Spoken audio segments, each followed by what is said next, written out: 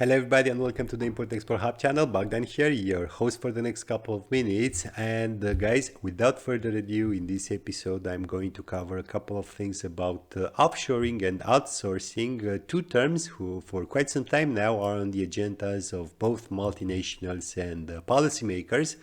And because my focus is mostly on trading goods rather than services, in this episode I'm going to cover some basic facts about offshoring and outsourcing in the international trade of goods, with some definitions, when did these processes start, and I will finish with a personal opinion on how this trend will further develop. So without anything else to add here, I will start with the definitions. And basically, in simple terms, offshoring means the relocation of one or more business processes like, manufacturing, research and development, marketing, or accounting from one country to another, but being part of the same organization. And here I would take Adidas as an example in order to try and make things a little bit easier. Well, Adidas has its headquarters in Germany, in which, let's say, we have some business support services like research and development, sales, or marketing. Then we might have Serbia and Vietnam as offshoring manufacturing locations, meaning that they own the plants in which the shoes or the t-shirts are made. And maybe we could have some accounting services in the Philippines and Romania. I'm not going to cover all the business processes in order to keep things easy, so don't be too harsh on me. But anyways, as almost everything in business is related to money, so does the process of offshoring, meaning that businesses offshore tasks, usually labor-intensive ones, in order to take advantage of smaller wages. This is one of the reasons, but there can be others like, the proximity to the final market, the integration in the global value chain of the host country, and so on. But most of the time it has to do with lower wages and ultimately with the company's profitability. On the other hand, outsourcing is the process in which a company hires another company to perform a specific task or activity. And continuing with the previous example with Adidas, suppose that the entire production capacity for t-shirts that Adidas owns across the globe is used fully, and that the forecasted demand will increase with, 10-15% in 1 year time, because maybe they've created a new type of fabric or is related to something else, and they can't afford, of course, to lose those future sales.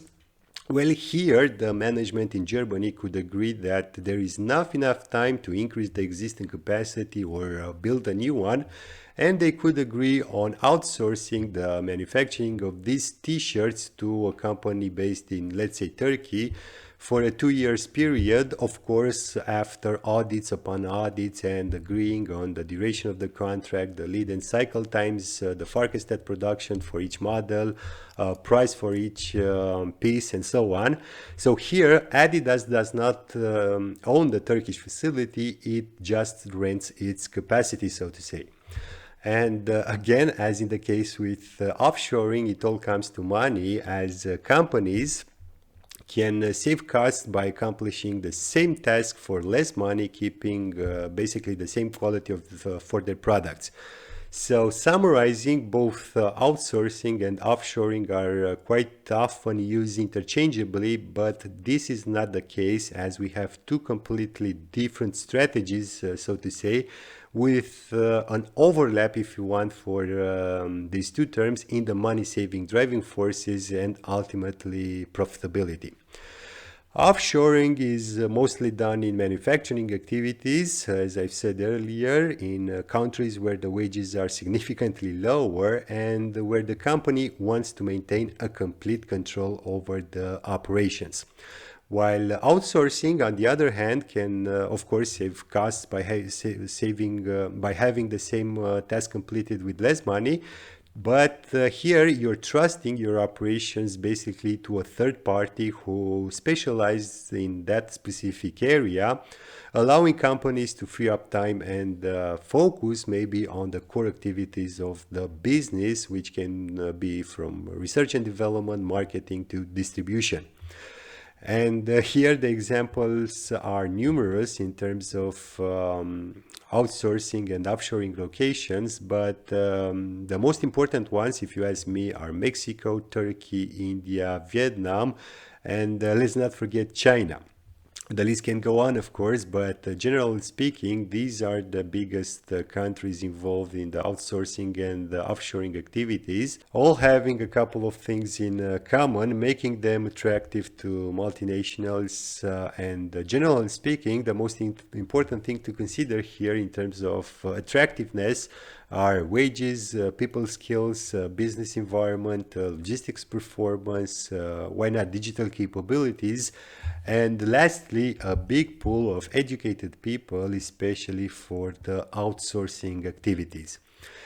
And now, guys, with the definitions being covered, I would like to give you a little bit of context if you want, and I'll try to be as quick as possible here also.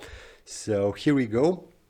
Basically, with the fragmentation of production, in which companies now carry out specialized activities in specific geographical locations, we are witnessing the creation, if you want, of global production networks spanned over countries and continents. And guys, this is particularly true since the opening up and I don't know, better integration, if you want, of both China and India in the global economy back in the early 2000s. And here I'm not going to talk about product specialization, the policies used by India and China in order to become so attractive for the relocation of US and European companies, although let's face it, these are also important. And you have a lot of studies and research paper on these topics. Instead, here, as I was saying, I will start with the early 2000s onwards with the rise of China and India as prime locations for assembly activities. And although these countries at the beginning relied heavily on importing the majority of parts and components, lately some of these gained their own capabilities to substitute imported parts with domestic products, taking over more advanced production activities, of course, with spillover effects on the upper stream part of the local supply chain. And we see how this patiently import substitution strategy, pursued and protected by China and in a lesser amount by India, if you ask me, proved to be an excellent one, as we now have global recognizable Chinese companies ranging from Huawei and Lenovo to Geely or Xiaomi, just to name a few. And this is also reflective in the number of patent filings in which China is very active also, even though some argue that only about 10% of them have real market value. And although offshoring and offsourcing are not good conversation starters in the weird countries and are occasionally used as negotiation tools, when done right, if you ask me, the benefits are important for both the initiator and the receiver.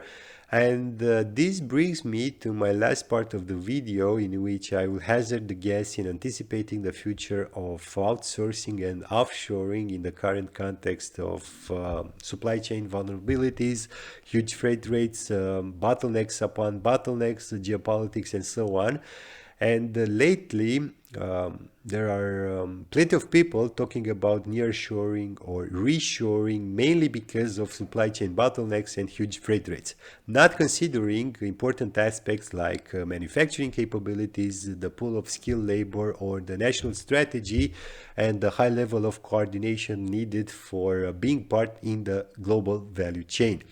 And yes, right now, being a small importer in the United States or Europe who focuses on low value to weight products imported from China with no brand awareness or other value added activity provided to their customers, and I don't know, playing the spot market in terms of rate is tough. But really, sourcing in Mexico or Turkey is not necessarily going to help you just because you discount the ocean freight rate. First and foremost, as a small and medium importer, if you ask me, or an exporter, you have to provide value to your products and to your customers. Engage more your suppliers, get closer to them, and try to see them as partners, not just some suppliers who can be easily substituted. Because let's face it, you're not Walmart in order to afford this kind of behavior. And instead, focus on building a long and lasting relationship. And maybe this is just part of the story. The main point here with all the nearshoring, reshoring, or offshoring strategies over abused lately is related to what the big boys want also. And here I'm talking about the Fortune 500 companies, because as a small or medium importer, you have to follow them, if you ask me.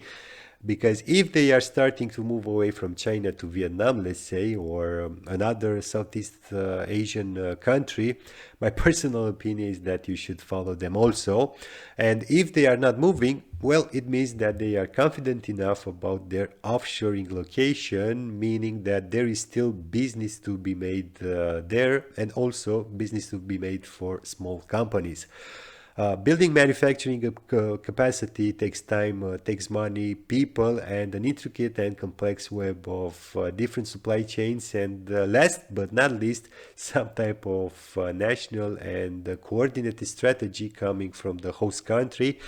And sadly, right now, there are not that many countries able to compete with China. And yes, maybe we have Sri Lanka, Honduras, or Vietnam and China competing with China for textiles and garments, or I don't know, Turkey and Morocco for some white goods. But in the end, China is where the vast majority of foreign direct investments went from those early 2000s on. And I'm not saying that this will maintain indefinitely into the future, especially with the rearrangement, if you want, of the current geopolitical forces, in which both China and India have to play it really, really safe in order to provide food and employment to their growing populations. But my personal guess is that there will be some relocation activities initially in the southeastern part of Asia, more or less backup plan, if you want. I think that we will see some experimentation in the East and North Africa, and let's not forget Turkey also, especially for the European companies, while I don't know, Mexico, Honduras, and other Central American countries will grab also a slice for labor-intensive activities from China for the multinationals based in United States or Canada. On the other hand, for finished and semi-finished goods considered of, let's say, national importance, my guess is that we will witness an increasing volume of reshoring and nearshoring activities. But nonetheless, China and India will still play an important role providing goods and services worldwide, especially with the new free trade agreement in Southeast Asia, the Regional Comprehensive Economic Partnership.